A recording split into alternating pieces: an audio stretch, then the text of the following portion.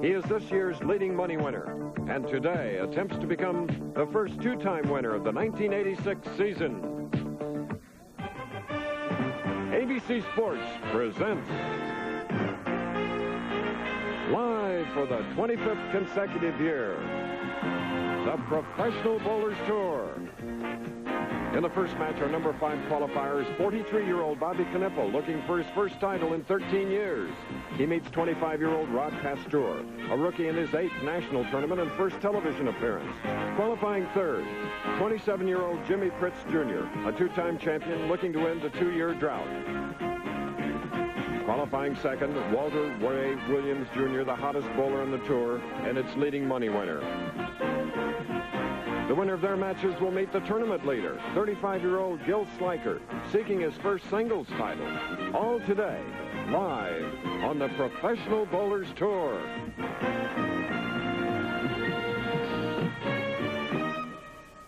Baltimore, can you be in town tomorrow? Baltimore, I got no money for this call. Baltimore, I don't think... Well, you're still part of Chesapeake Bay and the skyline of Baltimore, a city we love to visit. And today, we're here for the finals of the Fairlanes Open. We've come here so often for crab cakes and thoroughbred racing's second jewel of the Triple Crown, the Preakness, which ABC televises. And for 16 years, we have come to this area to bring you the finals of the Professional Bowlers Tour. And today, the field of 5, the final 5, there's one man in particular, it seems we've known him as long as we've come to Baltimore, because he's been a member of the PBA for 21 years. He's 43-year-old Bobby Knipple of California. And he says, win or lose today, he is going off the regular tour. Occasionally may bowl, but from the standpoint of staying out here all the time, this is his 13th tournament this year. He's got to go back home and find another job.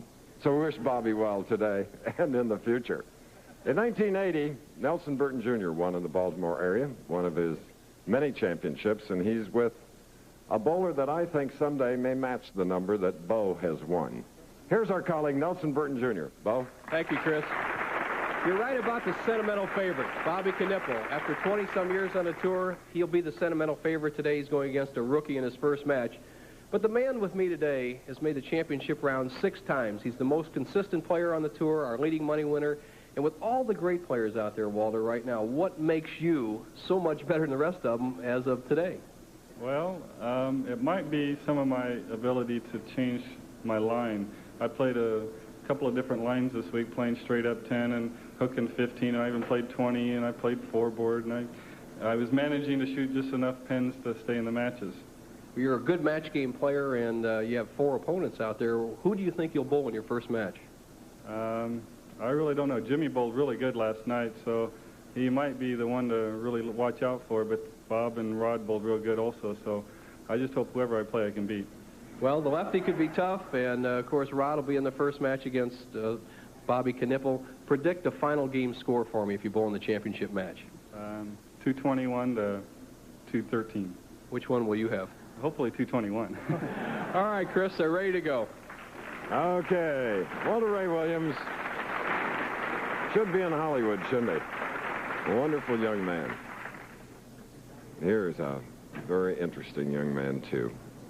Enjoyed getting to meet him because this is his first year a PBA member, his first career championship round appearance. 25 years old. He was born in Ocala, Florida. Rod Pasteur, his mom and dad are here today, having flown in from Miami to watch him compete for the first time on live television. And the left-hander, the only one in the field of 5, has left the 4-7. Rod Pasteur, 5'9", 150 pounds. Rod using that soft urethane ball for his first shot to get a little more hook, and he's gone with a hard polyester or plastic type bowling ball for the spare. Well done. Okay. Nice screen for Rod Pasteur. And now that 43-year-old we were talking about, Bobby Knipple, his last victory came 13 years ago. So So here he is, the right-hander from Long Beach, California.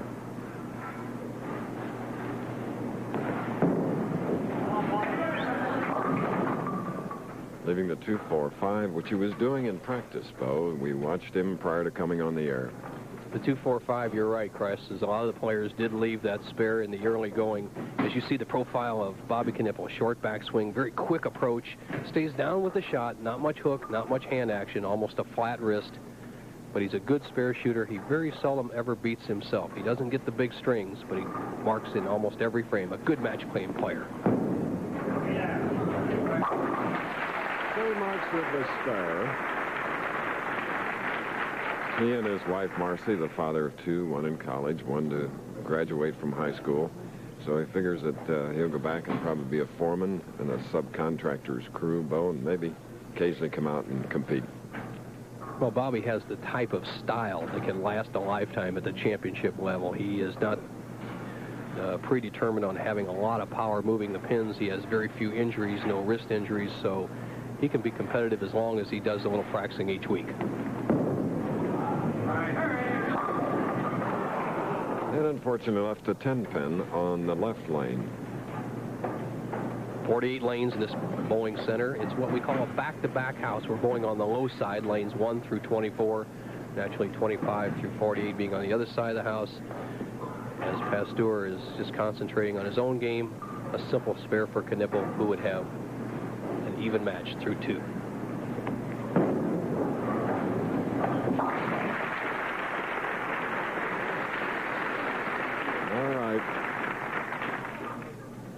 Pasteur.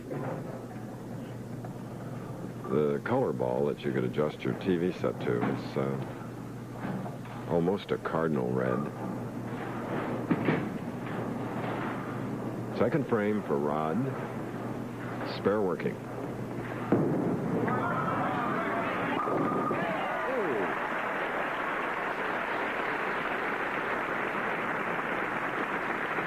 Doesn't matter where, just as long as you get them, right? Well, it's the right side if you're a right-hander, but naturally the 1-3 side is not where Rod wants to go with his ball, but he got a good break. He leads by 1 pin after 2 frames. The championship pair for the left-handed player, Rod Pasteur, sets up this way. 15 doesn't hook quite as much as 16. It's the opposite for the right-handed player. The reason being is when the PBA or lane man condition the lane and put the oil down, they put a little bit more on the left-hand lane. So now that lane doesn't hook as much, and it hooks more for the righty. Usually works all the way across the country like that.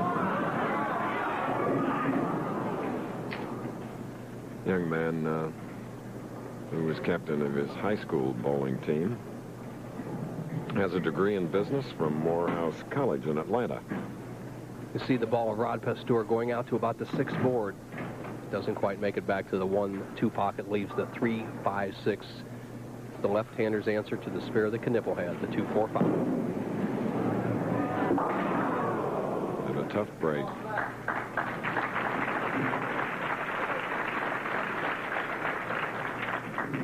Just slides by, misses a little bit to the left of his spot, doesn't get the break. And once again, we've seen it, Chris, players when they change balls, change that natural feel, they sometimes get a ball that hooks a little less.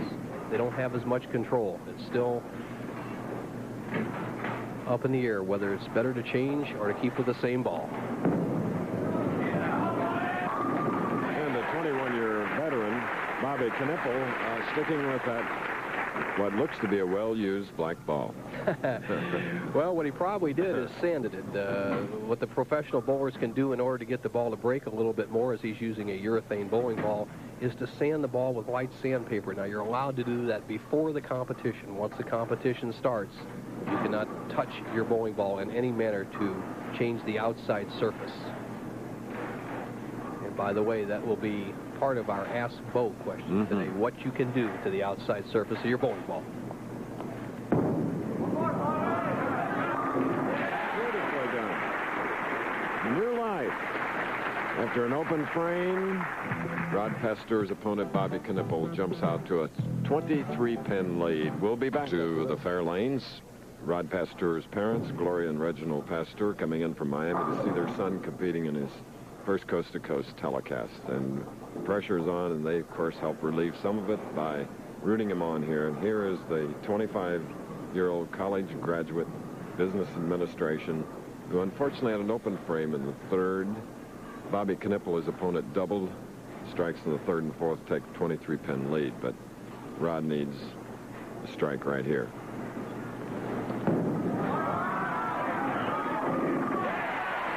Great support here. Rod Pasteur could become the first black to win a PBA Tour tournament. We asked him why there aren't more blacks competing on the tour. Well, one, I think the kids don't see any role models to follow, and two, the financing is really tough to get. And hopefully, you know, if they can get those two, and in the near future, you'll see more. Two good points made by Rod, Bo. Yeah, you're right, Chris, and it takes about $650 a week to maintain a touring status out here on the Pro Bowlers Tour. And, of course, with a victory here today, he could win almost a year's supply of money.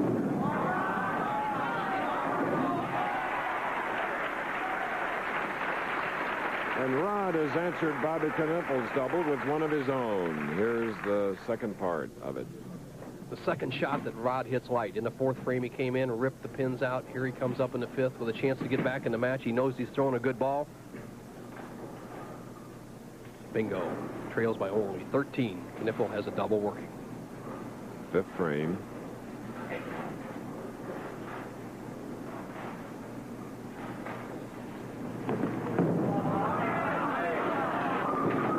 Just slid by, leading the 2, 4, 5, 7.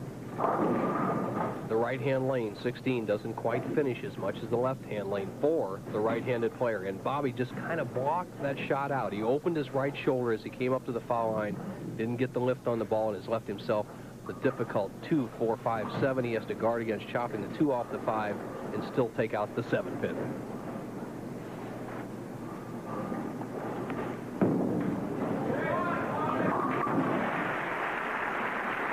Relief for this 43-year-old. He said the toughest part out here was keeping in physical condition. But here's a man, one of only 30 of the professionals that has bowled in all 13 tournaments. Sounds like an Iron Man to me. Well, Bobby's got a simple game, and he's not a big guy. He's kind of light, weighs under 170 pounds, so he can go the distance at 42 games a week.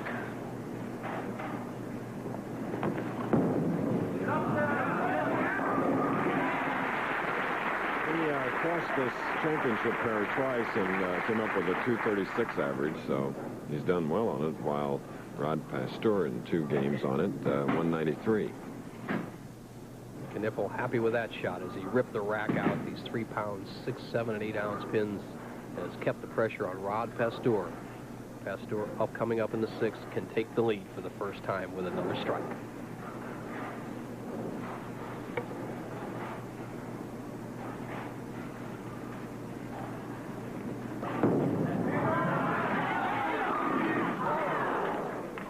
One pin. Solid 7.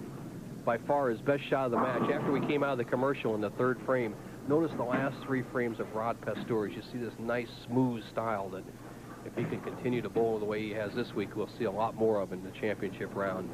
The solid 7. Conversion here, he would trail by just 10 pins. Although he's a rookie on the Pro Bowlers Tour, he is a winner of regional events, which has, you know, sharpened his game and made him ready for this competition. Today, the winner will get 20, 11 for second, 7,500, 6,005. In other words, the loser of this first game will go home with a $5,000 check. Next week, we're in Garden City, Long Island, then Windsor Locks, Connecticut, finishing with the rich Firestone Tournament of Champions, where the winner will get 50 grand.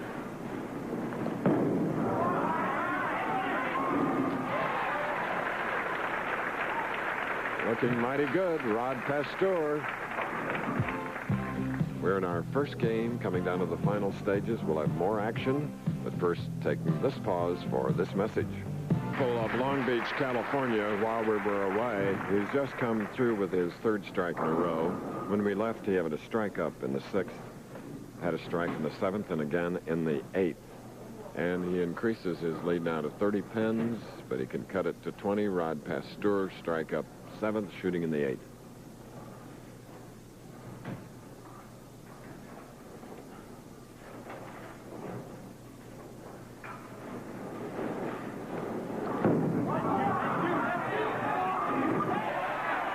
And Rod does just that.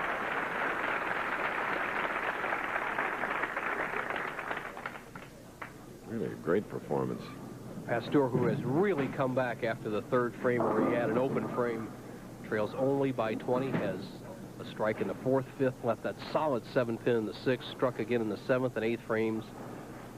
In retrospect, if that 7-pin carries in the 6th frame, Chris, the match would have been all even, but he still has a chance to put the pressure on Knipple. 9th frame, big shot. Careful preparation.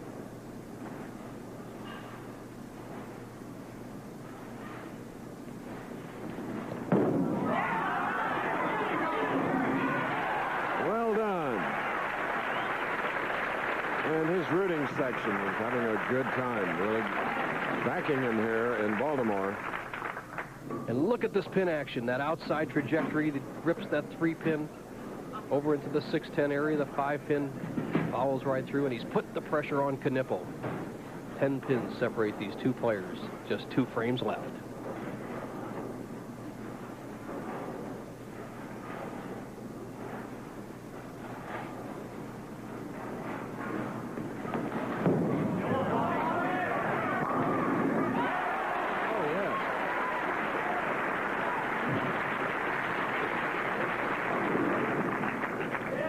What a good break Knipple gets here in the 9th frame. Watch the head pin. It goes to the sideboard. There's the 5-pin standing across the lane. Comes the head pin, takes it out. Knipple maintains a 20-pin advantage going into the 10th. Look at that intensity. And look at it. He realized he got a great break. For Knipple, the predicament is simply this. A strike here, he shuts out Pasteur. If he does not strike, Pasteur can get up in the 10th frame and win the match. So you can see Bobby is 4 in a row. But the big shot on the left lane.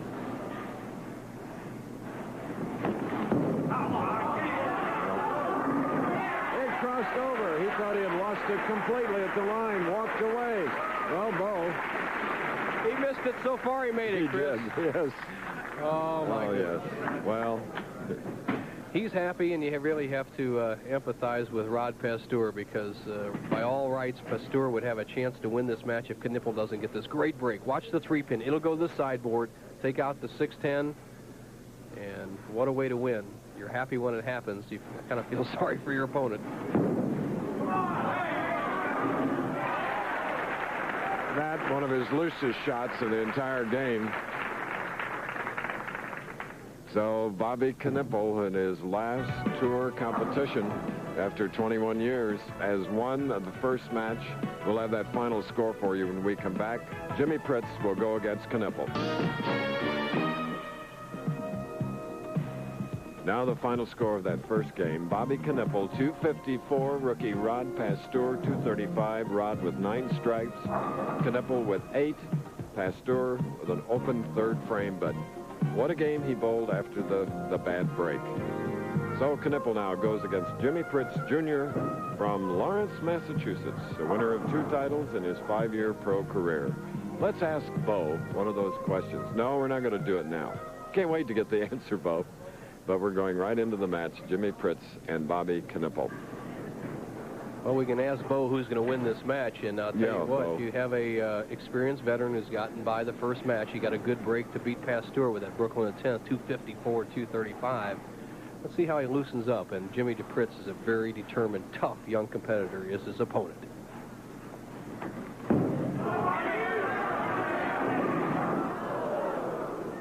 A rude awakening in the very first frame, and it registered right on this 43-year-old's face. He's laughing a little bit. An unusual split as he hits high on the left-hand lane, the lane that hooks a little bit more for the right-handed player, leaves the 3, 6, 8, 10. Now what he has to do is take the As you see his form, he pulls up slightly at the line, doesn't give the ball enough room. He has to take the 3-pin and slide it over into the 8-pin.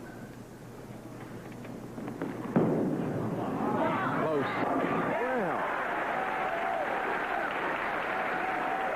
Well, Knippel now picking up those rooters that were going for Pasteur, and after a shot like this, even more.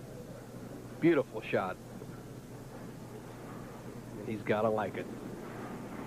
Now Jimmy Pritz, a little bit more powerful bowling ball. He's a pretty good size hook on this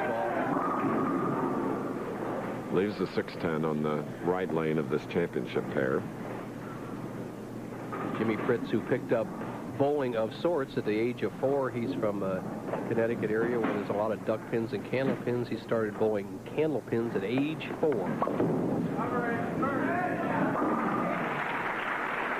And sort of glides up to that line in a sideway sort of fashion bow.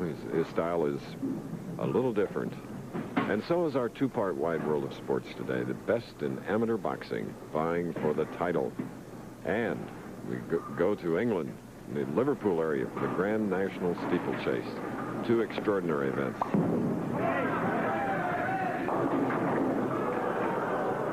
And a 4.67 for Jimmy Pritz. The one thing Pritzy has to guard against is not keeping the ball speed up. Here he slows up slightly on the left-hand lane, right through the middle, but he gets a split that's almost impossible to pick. He should just go for the 4-7, throw the ball hard, maybe bounce one of the pins back out to knock out the 6. Little body English, hoping that might help, but it didn't. And a costly open frame for Pritz coming in the second. So after conversion now, Bobby Knippel, who won the first game over Rod Pasteur, 254 to 235. There you see years, a member of the PBA, 21.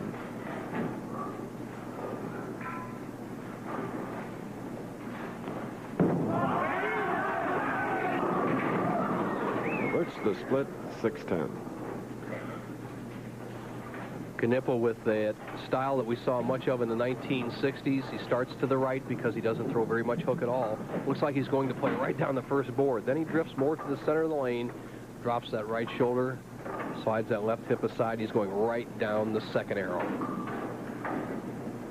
6-10 would have an 8-pin lead.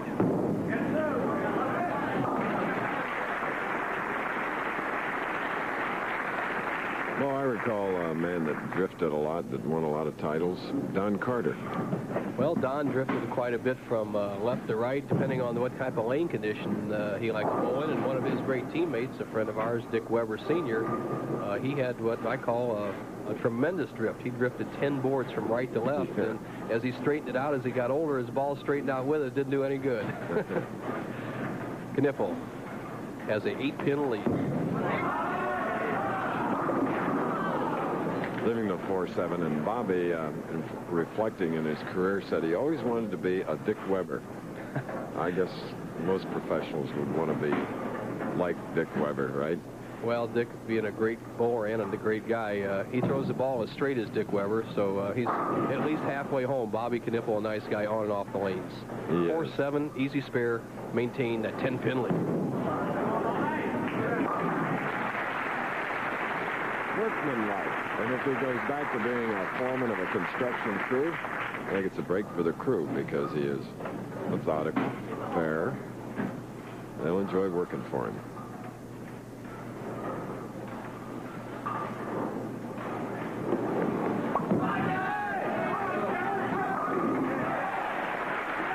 All right, so we'll take it. First strike coming in the 3rd frame of the 2nd game. Winner of this game will meet colorful Walter Ray Williams. A hit we've seen a couple of times today, the crossover hit, the championship pair hooking quite a bit. That favors Bobby Knippel's type of straight down roll. What Jimmy Pritz has to do is move a little bit farther to the left on the approach and throw the ball a little hard. Let's see what he does. Oh, he wastes no time, Bo. He may be the fastest bowler on tour. That's true, but he also is not getting many strikes, as you see his wife and the 2 little ones, that little blonde sitting on his mother's lap and his daughter to the right of her. They'll be up in their home area in the next couple of weeks. We'll be out on Long Island next week and then up to Hartford, Connecticut. Fritz trails by 10.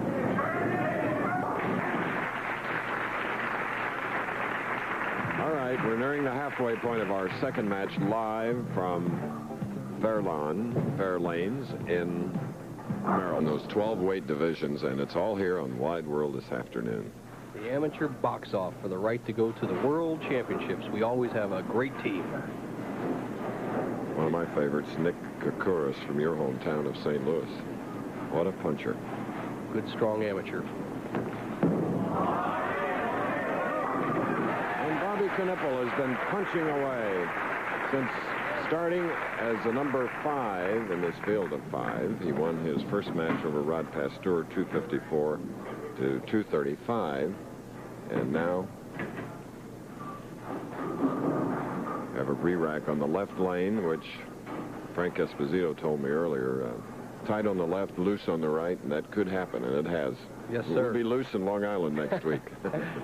Out to Long Island for our 14th stop on this year's PBA Tour, then on to Greater Hartford Open in Windsor Locks, Connecticut, and the finale of the ABC Professional Bowlers Tour, the Firestone Tournament of Champions, $50,000 first prize. Knipple, lead, fifth frame, leads by 10. Strike here would increase to 20.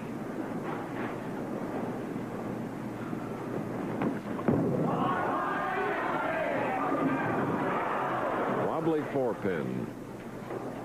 Walter Ray Williams next, then the tournament leader, Gil Sliker. Watch the action of the 2-pin. That's the third pin on the left-hand part of your screen. It'll go to the sideboard. There it goes. Then tries to get between the 4 and 7 pins. Doesn't quite do enough work on the 4-pin. Has left Knipple an easy spare to maintain his 10-pin lead through 5 frames.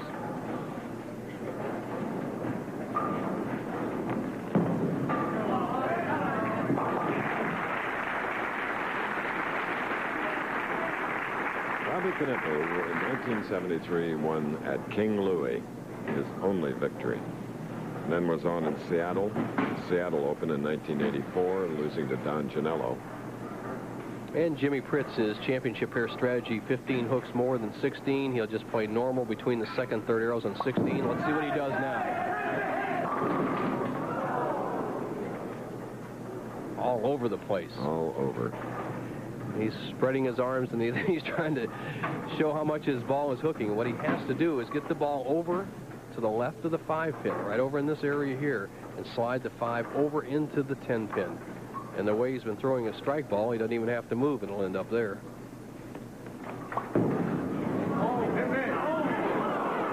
And the man that won the 1983 Southern California Open, and then the Greater Hartford Open in '84, with his second open frame of this match. Disastrous. Jimmy Pritz in trouble, trails by 24, but probably most important is that he doesn't have a clue of what to do. He hasn't had a ball on the right side of the head pin.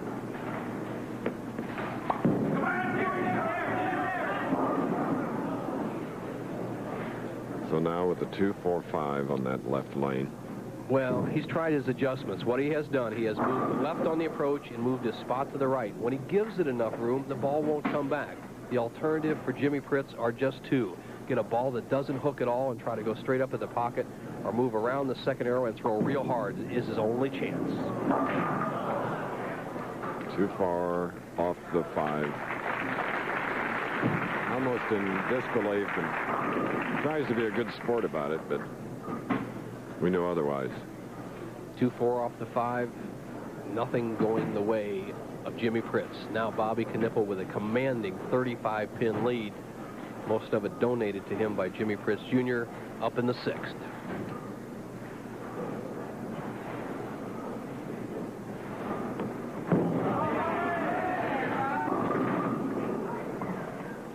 High hit, another break, leaving only the 6-pin.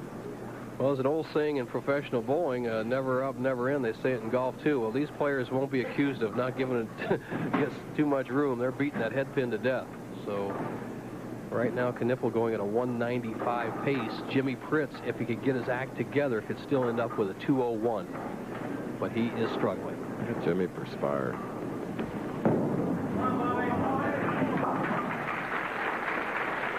Bobby Knippel continuing to march here in the second game with a 34-pin lead. He'll be shooting in the 7th frame. The winner of this game will meet Walter Ray Williams, then Gil Sliker. Sliker, a man who has finished second 7 times. He won a doubles title with Mike Durbin, but never a singles title. So this field today is different. Very true. Experienced players. Here's this veteran in his last regular tournament as a touring pro, trying to win it.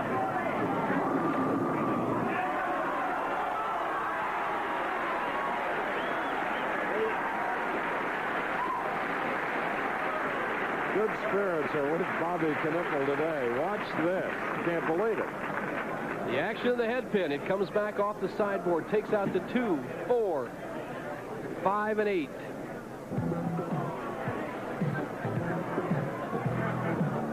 Okay, we'll be back after this. We are running behind time, our 90-minute schedule, because of slow bowling. This is Jimmy Fritz with a 310. In the 7th frame, he left the 1-2-4, marked with a spare. Now picks up his 3rd open of this game against Bobby Knippel. Bobby Knippel now leading by 47 pins after winning the first game, 254 to Rod Pastor's 235. Strike up in the 7th, 8th frame.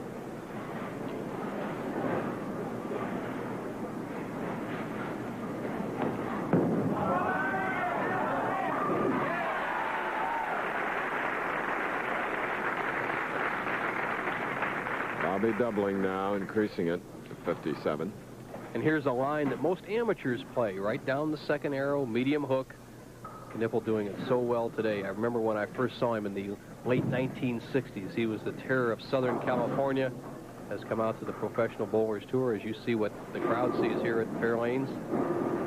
Came out to the Professional Bowlers Tour and done himself quite well over the last 15 to 20 years. Right now, he leads by 57 pins, has the game in hand.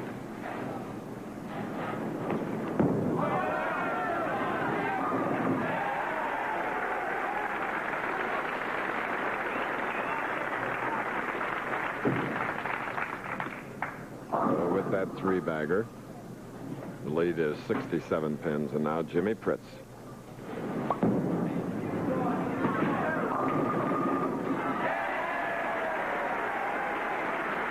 We'll take that break. It was a short dance for the capacity crowd here, and that's the smile on the face of Bobby Knippel. So, 2 in a row for the man that started in number 5, who would like to win his 2nd title. Jimmy Pritz, all he could shoot for right now is the all-time low score, 131. And he keeps himself safe. The lowest score I've ever seen on ABC Sports was 131. Roy Buckley, 1975 in Toledo. Jimmy Pritz, if he makes the spare, 140. If he doesn't, he'll be in the 130s, but not quite low enough. Not the low man in the tournament, though. There was one bowler, I won't mention his name, who shot a 104.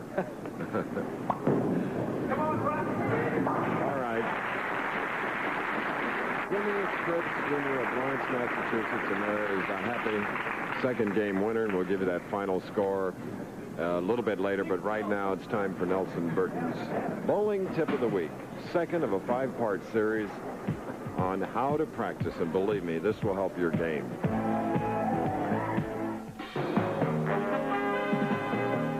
The Professional Bowlers Tour Tip of the Week is brought to you by the United States Postal Service. When you look into stamp collecting, you discover yourself. In lesson number 1, we worked on warming up, loosening up the legs, loosening up the upper body, loosening up the arm. In lesson number 2, we're working on adjusting our strike line and bowling just a fun game. Here we go.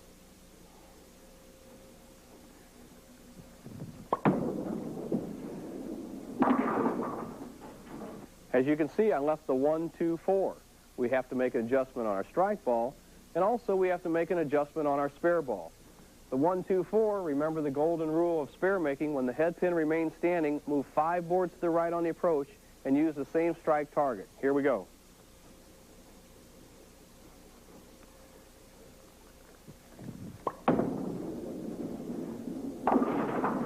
There you have it, the 1-2-4. We've made that spare, but again, we have to adjust for our strike ball.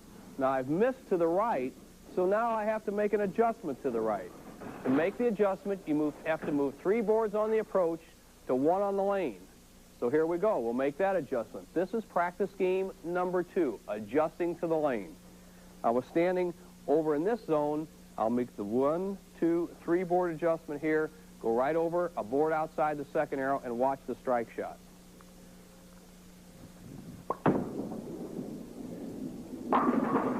There you have it. In game number 2, we've made the adjustment. We've warmed up, we adjusted our strike line. We see how much score we can shoot. This is the fun game, game number 2. Next week, game number 3 is where the real work begins. The other has won his second match, 222 to Jimmy Pritt's 148.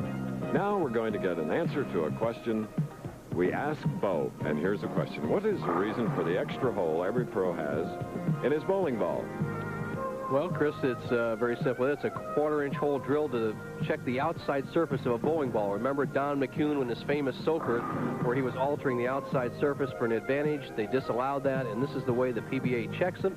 It's illegal to change the surface hardness of any bowling ball once it's manufactured hardness. And number 3, the PBA allows a 75 hardness on a D durometer scale. That's a commercial scale or meter used to check the hardness. The amateurs are allowed a 72 hardness. All right. And if you have a question on bowling, send it to Ask Bo, Post Office Box 1986, Radio City Station, New York, New York. And the zip code is 10101. All right, tournament statistics, 160 in the field. There were 19 left-handers, 1 in the final 5. 201 average for the whole field, not bad. 204 to make the top, 209 to make the top 24. It took a 203 to cash right at $1,000. 820 is some of the other top players in the top 24. Tom Baker was up there, Palmer Falgren, but now we're ready for the semifinal match. Veteran Bobby Knipple from California meeting another Californian, the red-hot #1 leader on professional bowling, Walter Ray Deadeye Williams. Knipple up first. Games of 254 and 222. Game number 3 for Bobby.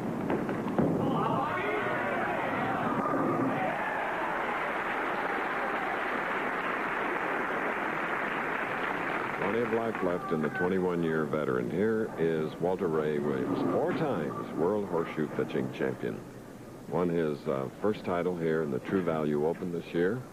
Got a great future, Nelson. Yes, he does. And if you're a little bit superstitious, this bowling center was once owned by Johnny Unitas, the Baltimore Colts, and there's a great big horseshoe hanging over the outside door. As you see the leaders by rounds, 42 games bowled this week. The first 3 rounds, 18 games of qualifying.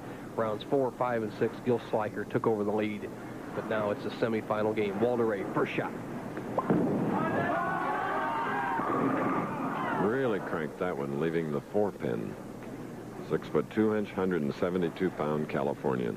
5-step delivery, good push away, good concentration. Look at those eyes, never moving off that target about 8 feet past the foul line. Just throws that ball really hard. He's recognized the shot that works today, the hard straight shot. He's very versatile. You're looking at the leading money winner on tour this year, his 6th television appearance, $66,215. Tommy Kreitz, who won the PBA National at Imperial Lanes in Toledo last week. Steve Cook, who won the U.S. Open. David Ozio, the Miller Tournament. Mark Roth, $53,000, hasn't cracked it in the winner's circle despite a great winter.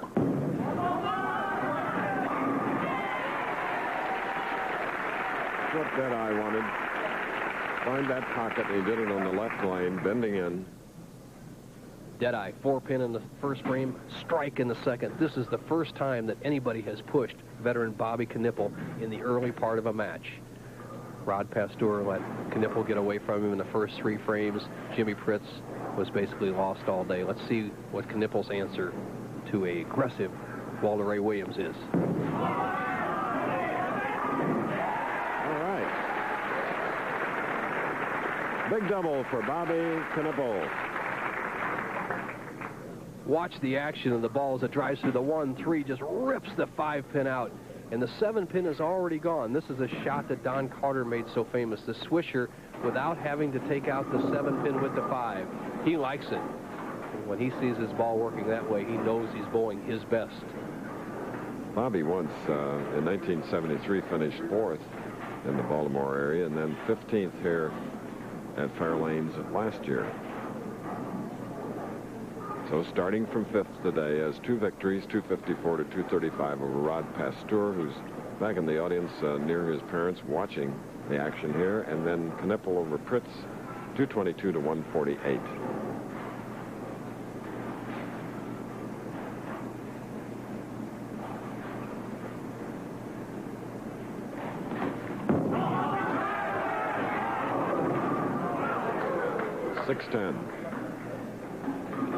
Bobby just pulled that ball, going for 3 in a row to start the game. Pulled the ball just a little bit high, has left a spare that he's seen a few times today, the 610. And once again, we said how good a spare shooter Bobby Knipple has been all his career. He's lived on spare making, and he has not missed any spares today.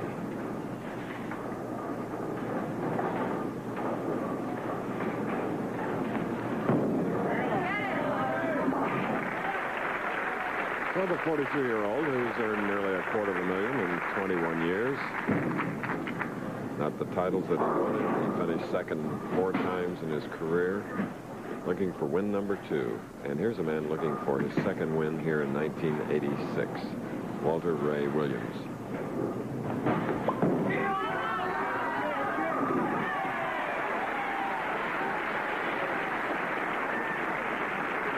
And he has 1 on each. Walter Ray Williams, versatile Walter Ray. You normally see him throw the big hook, but today he's down and in, throwing the ball as straight as Bobby Knipple.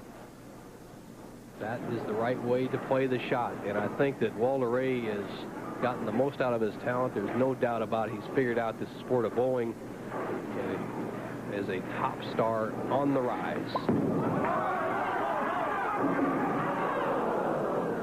High hit, and now let's see what horseshoe pitching world champion will do with the 4-6-10.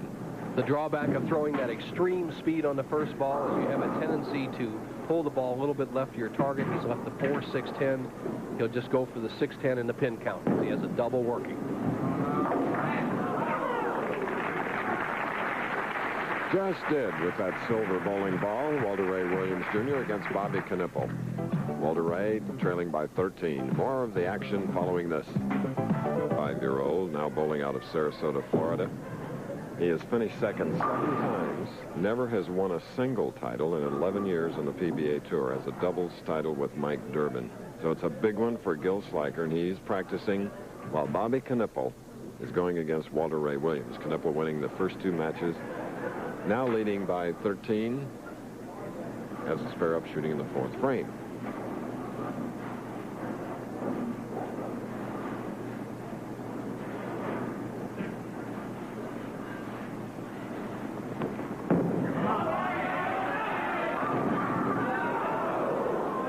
Now Bobby will be put to the test with the 5-7. The 5-7, the split we've seen a few times this year. As you see the style of Knipple, he gets down, but he doesn't drive through the ball with that wrist action, doesn't bend that knee. And as Billy Idol says it in his recording, DOA, dead on arrival. That ball hits the 1-3, bounces around the 5. Knipple has to slide the 5 over into the 7 to maintain his lead.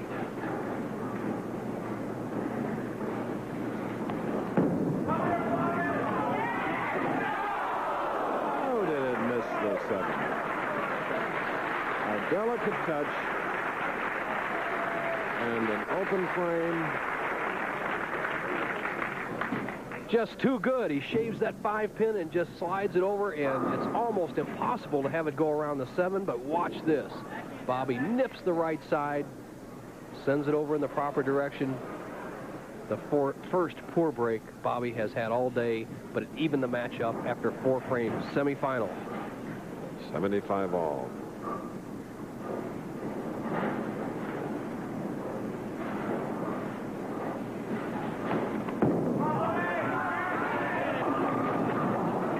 So Bobby now with a 3-6-10.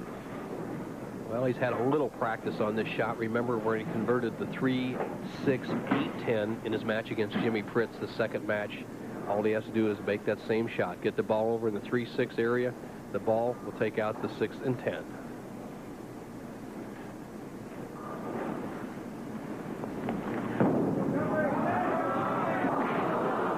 Jumps to 6-10. Leaves the 3.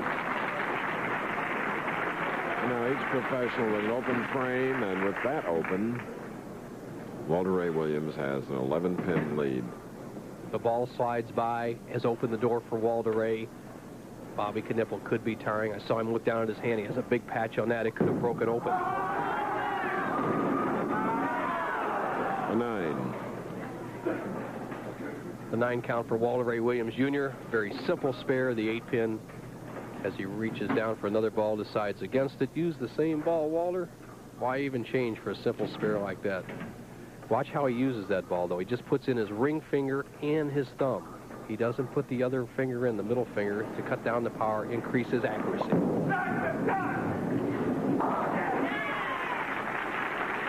That time it worked. Earlier we had a chance to ask Walter Ray this question. What mistake must you guard against? Well, one of my biggest mistakes I tend to make is I throw the ball a little too slow on occasion. Tends to put the ball right to the beak and get some big splits. The last time I was on TV, I wanted to guard against that, so I made sure I had enough speed on the ball and a little too much. So I just basically have to have good speed control.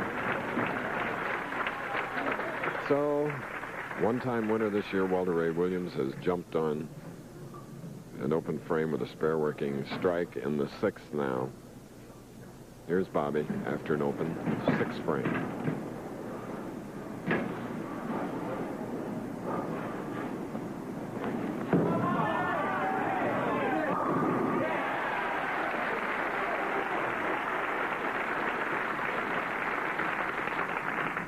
Good comeback. The lane that has given Knipple a little trouble today, the left-hand lane, lane 15. In the first frame, he got a strike. The third frame, he was high. In the 5th frame, he missed the 3-6-10. Now to get back in the match and cut the lead of Walter Ray Williams down to just 1 pin, he needs a strike here in the 7th.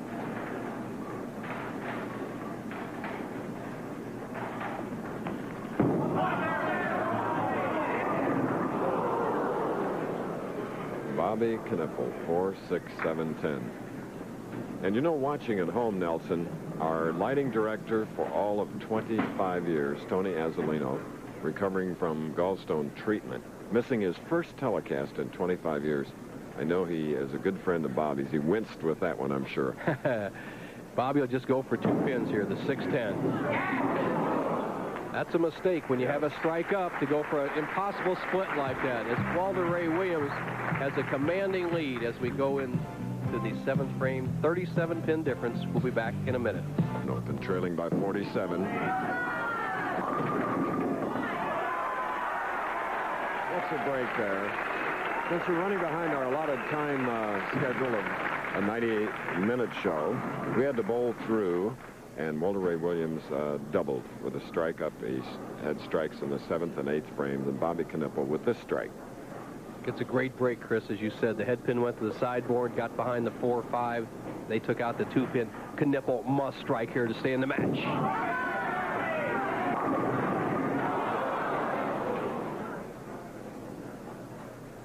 Not to be. He drives the 5-pin over into the 4-7 area, but it gets taken out by the head pin coming back off the sideboard. Watch the head pin go to the sideboard. Now, normally the head pin has to stay out of there.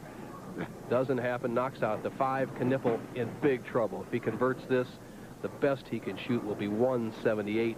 Walter Ray Williams already going at a 2:15 pace.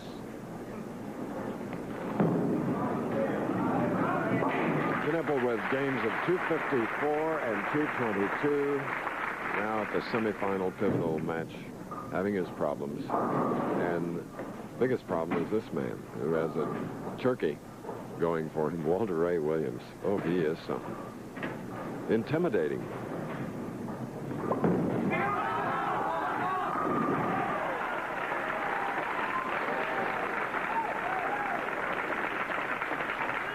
With his intensity, you can see why he won 4 world horseshoe pitching championships, can't you? And he's going to bowl in the championship match against Gil Sliker. That was just a dandy shot that Walter Ray threw there in the 9th frame. Has a possible 245. He has already shut out his opponent. It's just about how much he wins this match.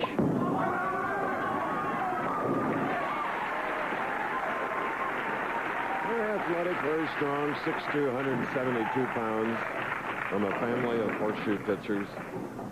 Has a brother that's won 2 world titles.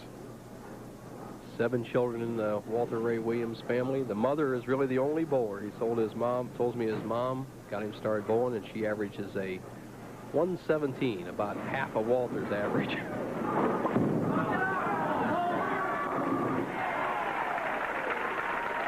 Warming up for the championship match is Walter Ray Williams, trying to become the first man this year to win 2 PBA titles in 13 weeks.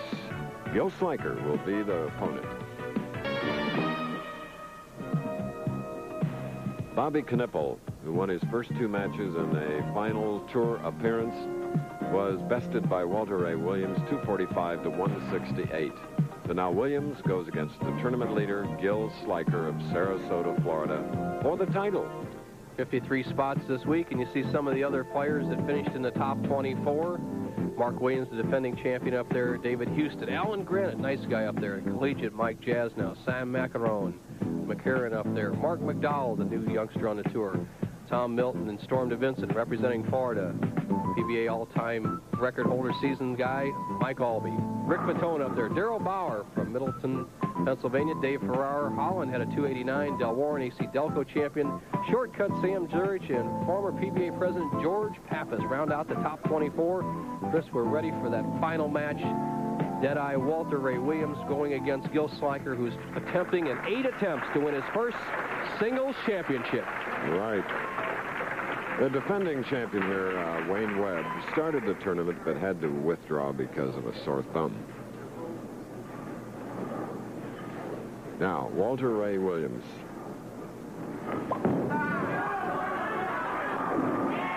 Oh, he finished with 7 in a row.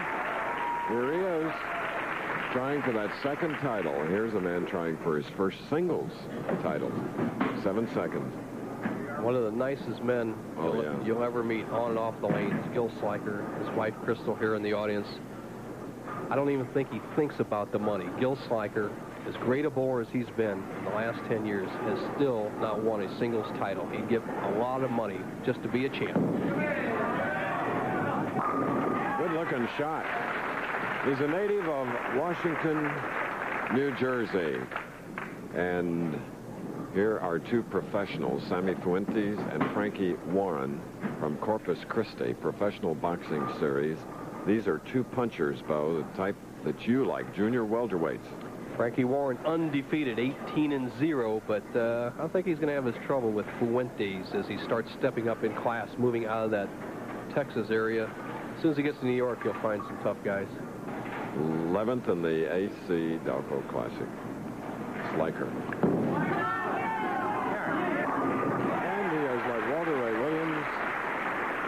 Know that he is here to play. Gil Sliker, Washington, New Jersey. Gil Sliker just drives all 10 pins in the pit for an early double. 2 perfect shots to open the match. One of the big drawbacks Gil has always had in the match game competition is a slow start. Not to be today, but he's going against bowling's #1 guy. That one just slid by the 1-2-9. Just slid right off his hand. It's warm here in this bowling center, upwards to 80 degrees, and that thumb hole can get mighty, mighty slippery with a little perspiration. But Walter Ray's the type of guy that can bounce back from that. He had 1 errant shot last match, then he could have closed the match out with 7 in a row, started this one with his 8th consecutive strike, and now has left a fairly simple spare. Get the ball over into the 1-2 zone, let the ball take out the 8 pin.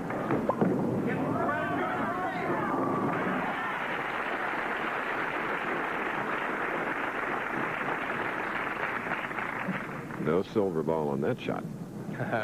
Very good. I'll tell you, Walter Ray has 3-4 years experience out here, but shows as much maturity as any match game player I ever bowled against in the 50s and 60s.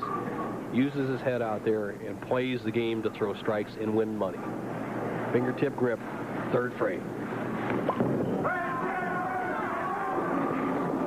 High hit leaving the 6-10. Pulling up at the foul line, just throwing the ball down there. One thing that you have to guard against, it's like in pitching, you can overthrow the ball. Walter Ray is doing that right now. He's throwing the ball instead of letting his body build the speed. The last two frames have been off target, but he's still in the match with this conversion. There for his spare, used a silver ball. Now Gil Schleicher, who in 1984 set a PBA record by earning $93,730 without winning a title. A lot of bucks. Of course, Mark Roth on a pace like that this year, over $53,000 after just 13 weeks. He's won 50-some thousand. Gil Schleicher, third frame, leads by 12, double working.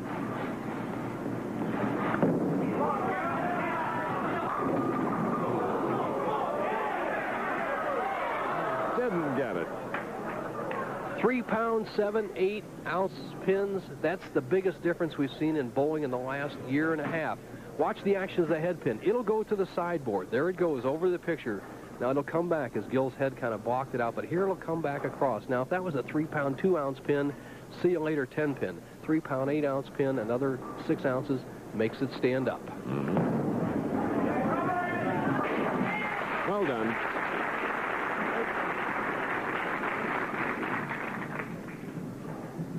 Wastes very little time.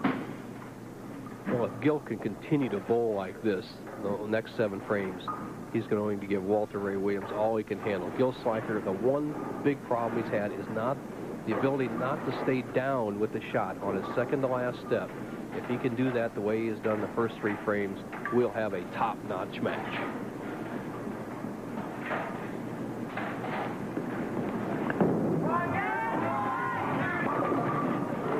A 7-pin for the man that defeated Walter Ray Williams last night, 194 to 186 in the position round, to get that top spot. As you see the line of Gil Schleicher between the second and third arrows, just a minimum break out to about the 10th board, then breaks back to the 18th board, the 1-3 pocket, and in the third and fourth frames, no good breaks for Gil Schleicher as he uses a semi-fingertip grip where the fingers are inserted between the first and second knuckles. But this is 10 pin in the third, 7 in the fourth. This is the Fairlanes Open with 20,000 to the winner, 11 for second. We'll be back. Tour. Next stop, New York, with a $125,000 Long Island Open. Next Saturday on ABC. Yes, next Saturday, Garden City, New York, and right after the Professional Bowlers Tour telecast, ABC's Wide World of Sports, amateur boxing, great action from those young men who represent America, and then the third day of the Grand National Steeplechase. And there's a American lady rider, Joy Carrier. And she'll be aboard King Spruce. Great horse, great action. And now we've come down to the last 7 frames of the Fairlanes Open. Walter Ray Williams, Professional Bowlers, #1 money winner, going against a man who has never been in a winner's circle in a singles tournament, Gil Schleicher. Williams trails by 10, 4th frame. Gets them all that time. 2:45 game, and he's won over Bobby Knippel, who shot at 168. This only Bobby earned $7,500. When they say on the Pro Bowlers Tour, he saw it on him, you saw what happened that time. The head pin went to the sideboard, the 5-pin drove into the 4-7, and watch his reaction.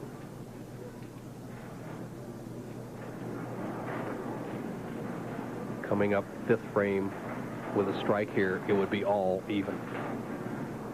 Left lane.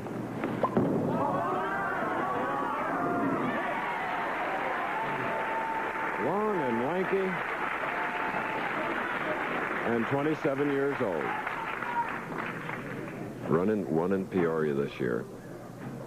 And he has been second once, third once, 5th twice. The man who won the Steve Nagy Sportsmanship Award in 1978, the award given to what touring players feel is the nicest and most gentlemanly man on the tour, Gil Schleicher, up in the 5th. And the 35-year-old wanted that one. In the 3rd frame, it was a 10-pin. In the 4th frame, it was a solid 7. The 5th frame, Gil kicks the 4-pin off the sideboard with a 2-pin. He could have carried all 3 of those strikes, not to be, but he is bowling an excellent, excellent match through 5 frames. With this spare conversion, will trail by just 1 pin.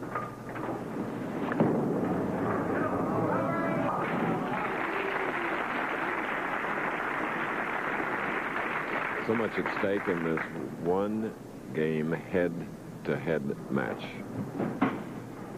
There is Crystal Sliker, a native of Schenectady, New York, one of the great ladies on the tour.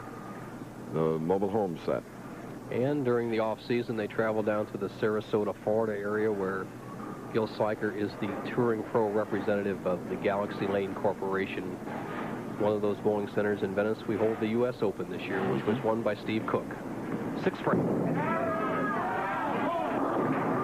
Oh, good break. For the tournament leader. With a spare up. Proof that if you go to the well often enough, you're going to get water in the bucket. Here it is. Sliker goes high. The worst hit he's had in the last 4 frames, the best result.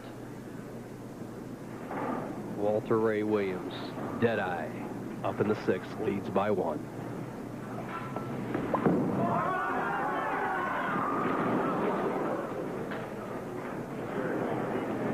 When Deadeye misses, he misses. In the 2nd frame, he came up and whiffed the head pin, left the 1-2-8, converted that spare. Right now, he has missed the head pin again on the right-hand lane, left the 1-2-4-7. 2 schools of thought on how to make this. Shoot for the pocket and drive the 1-2 into the 4-7, or cross over and try to let the ball take out the 1-2-4-7. With the heavier pins, you're better off going to the left side of the head pin. Walter Ray is very diligent with this shot.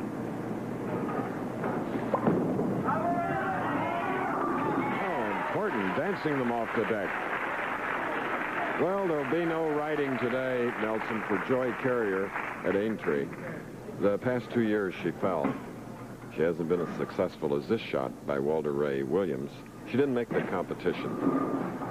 Walter Ray has kept it close, though, right here, as he converts this spare crossing over the left side of the head pin, driving all 4 pins in the pit, but he trails by 3 pins with just 4 frames left. Great concentration. Gil Sliker working with a couple of rosin bags, trying to stay loose.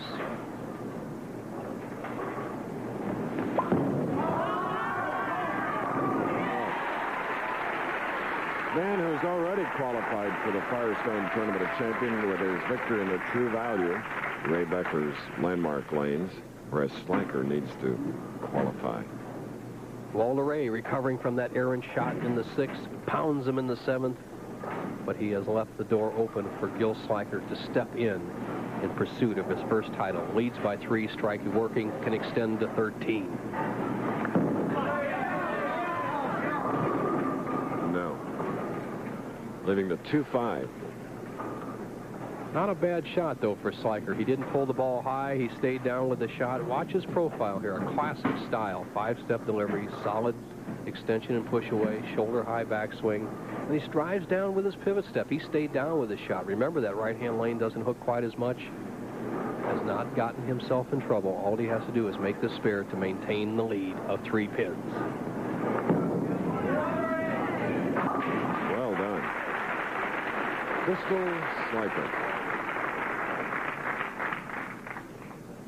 Rooting probably as hard as she ever has for her husband to win that first singles title. The best Gil Sliker has bowled in his 8 attempts at winning a singles championship has been so far the first 7 frames of this game. He has a narrow 3-pin lead to show for that effort, but he must close the door to be a champion.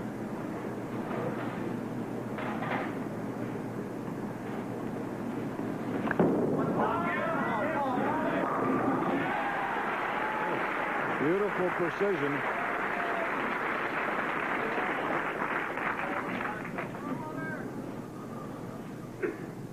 Six-pin drives out to 10. All the pins knocked in. When you see the 10-pin falling towards the center of the lane, you know it's good. Crystal knows it's good. 3-pin lead, Gil Sliker. 8th frame for Williams.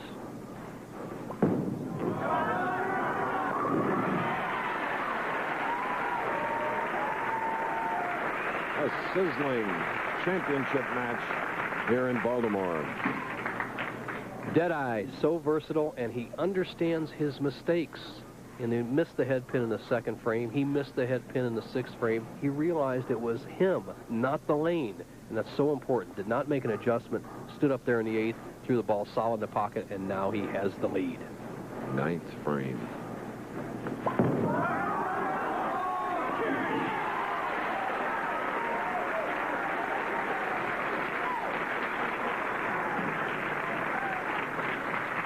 Has to be cast in a motion picture somewhere down the line.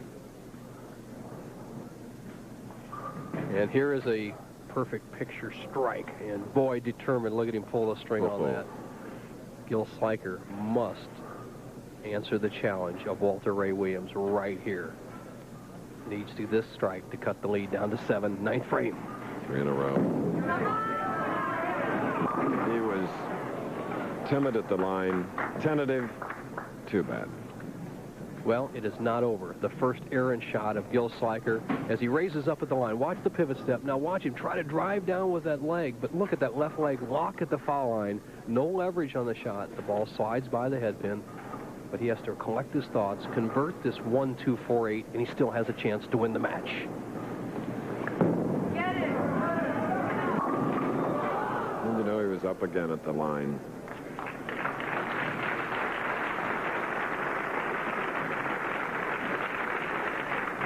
Just doesn't get the ball to the left of the head pin. He chops the 1-2 off the 4. The 8 pin goes into the pit. Gil has dug himself a very deep hole. His only chance to win would be throw a strike here in the 9th, 10th, and 11th frames, and just almost hope the disaster gets Walter Ray Williams.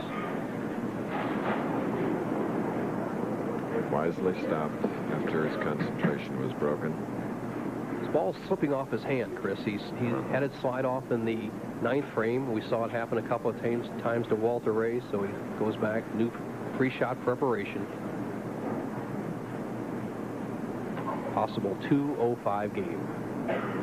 There's a man's eyes who knows the score. Good comeback.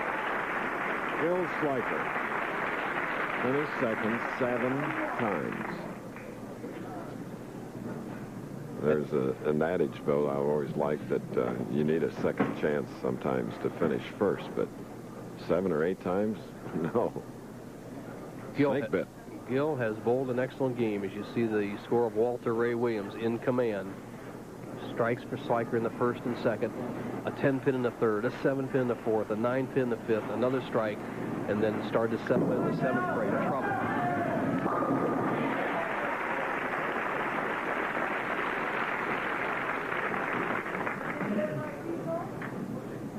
Gil Sliker with one more strike will finish with a 2:05 game. Walter Ray Williams right now going at a 2:24 pace. So barring any kind of disaster, Walter Ray, our leading money winner on professional bowling, will be the first 2-time champion of 1986. He's got to throw one ball and keep it on the lane.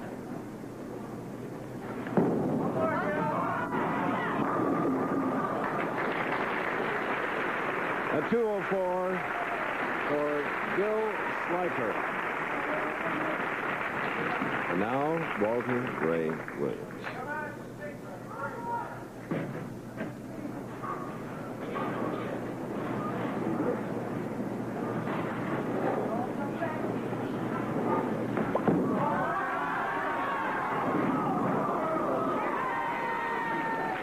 Well, as Yogi Berra says,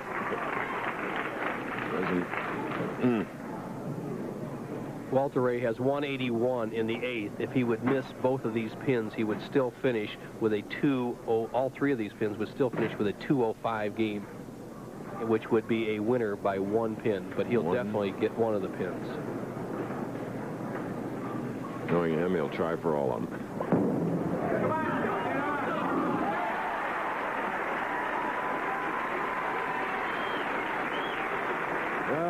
In 1986, proving himself the best in professional bowling as he was 4 times, 4 years as a world champion horseshoe pitcher.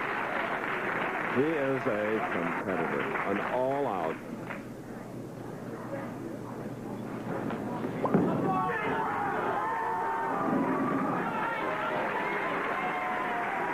219 to 204 victory, and the second of the year for Walter Ray Williams. We'll be back.